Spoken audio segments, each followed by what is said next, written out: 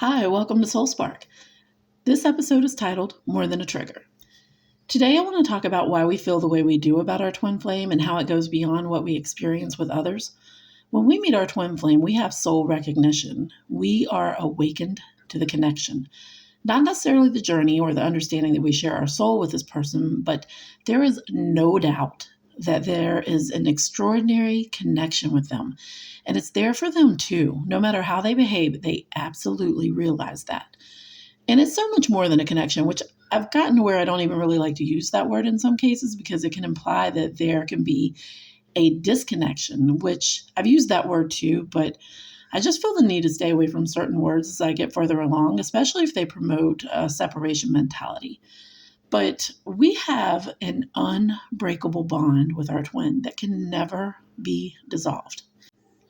When we have soul recognition, though, it's our soul being activated to that frequency in the other, including the energy of their physical body. It's all activating. And I'm a firm believer that it happens for both at the same time. But I'd like to point out that awakening to the journey itself may not happen at the same time because that's bringing awareness, that's bringing the ego, mind, body, emotions into that, and that requires growth. But I do believe soul recognition happens together because it's that shared frequency of the soul. And how I mentioned the energy of the physical body, that's divine planning. We're experiencing an incredibly high vibration through spiritual love. And because our physical mind, body, emotions may not be aligned with our soul frequency, where we would normally repel, but because it's through divine planning, we experience activation. So we're allowed to experience the soul activation through spiritual love, which we're gifted with for all people. But in soul recognition, we access that spiritual love, which is pure love. It's unconditional.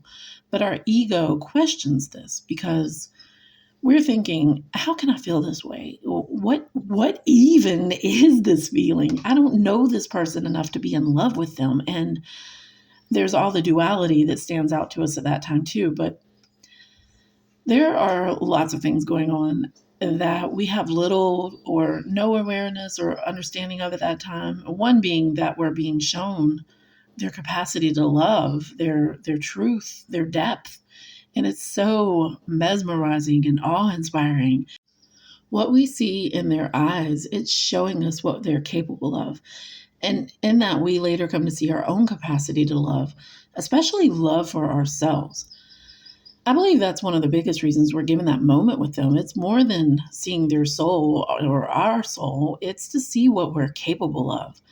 Then it's through ascension that we begin letting go of the conditioning, and what was resistance for us in the beginning starts to flow with us.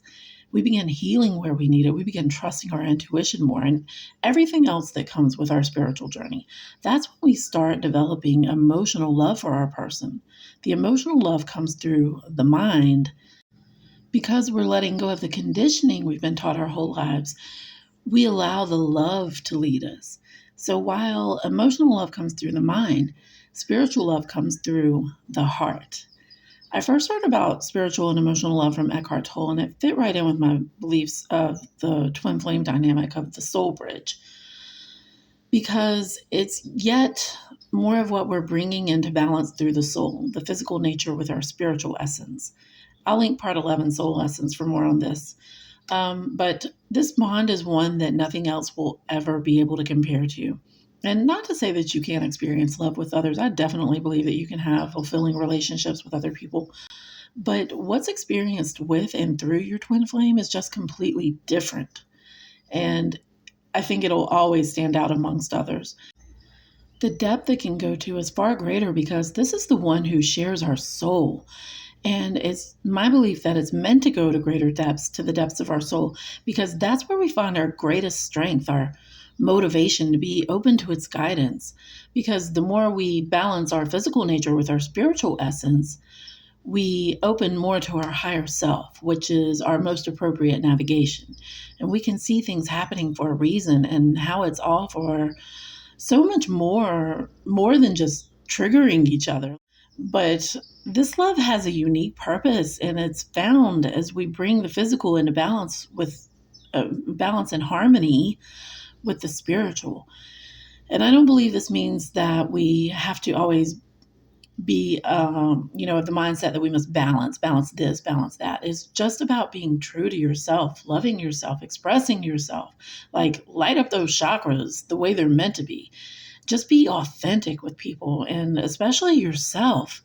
And I'm going to discuss in my next video how our higher self navigates through this. So thank you for watching.